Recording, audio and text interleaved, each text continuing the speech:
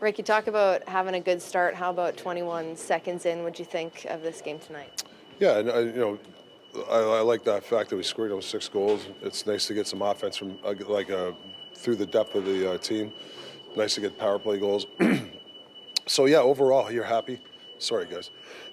Sorry. Overall, I'm happy with the game, but I still think we gotta. The guts of the ice is something we're not as good as last year. We got to really start to figure that out. I think we're giving up too many opportunities in the middle of the ice. But overall, I mean, scoring 6 goals, I'm happy. Sherwood, Heinen, Bluger, that line, especially in that first period. What can you say about them and how they connected? Yeah, they were close together. They they were playing the right way. Very rarely were they out there with odd man rushes.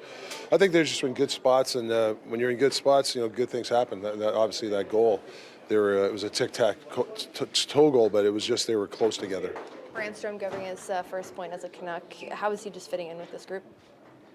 I thought it was his best game. I thought he distributed the puck well. He was really good. He skated the puck out. A couple of nice passes. I was pleased with his game tonight, especially on the breakouts. Could you have imagined that Langton, considering he wasn't even in the organization when training camp opened, would come do what he's done?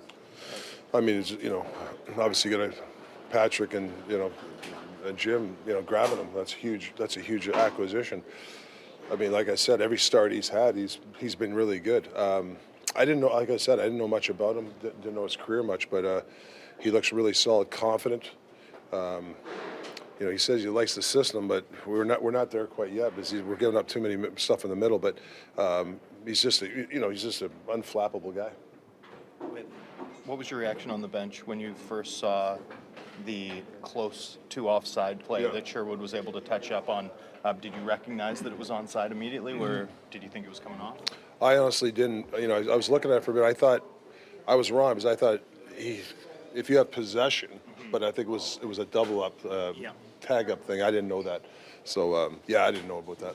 Just a heads up play from Kiefer is one of those things where sign they were playing the right way, maybe. Yeah, I just the overall how it went down. That was a big, it's a big goal for us.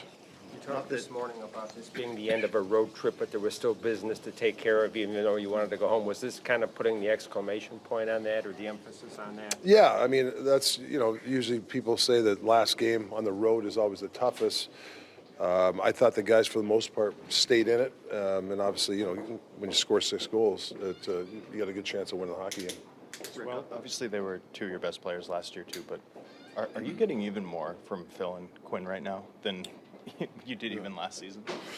Yeah, I mean, obviously they get the puck at our end really quickly, and usually when we can get something off the rush. So I think that's what they're really doing really well. And possession time, obviously, when they're on the ice, and we have the puck in the OZP, they're hemming teams in there a little bit. So we've been on the other side of it. When you're on the ice, you're defending all the time, and you're changing, so you can't get a sustained forecheck. Well, that's what they do when they're on the ice. They're maintaining the puck, making the other team to defend, and that's a good thing. Quinn won the Norris last year, and he said before this season that he thought he could. Sorry, go ahead. Yeah. He thought he could be better. Did you think he could be even better than what? Well, I think Huggy's the type of kid, or Hughes is the type of kid where he's chasing perfection, right? I don't think he ever sits back and, he's thinking of teams are going to game plan. So what do I do if they do this? That's how he thinks. That's we actually talk about that. If a team's going to be high on him, what's the next play? And that's why he's chasing perfection. And he's always looking to get better. Is that common to other great players that you've seen?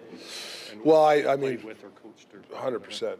They're never satisfied. I come the most recent guys and it's like a Sidney Crosby. He's always trying to, how do I, he changes workout. He changes his patterns. He changes what he does at practice, and I think that he just would chase perfection.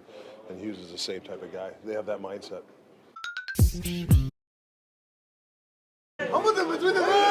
Be the guy at the heart, the seventh. Connor Garland.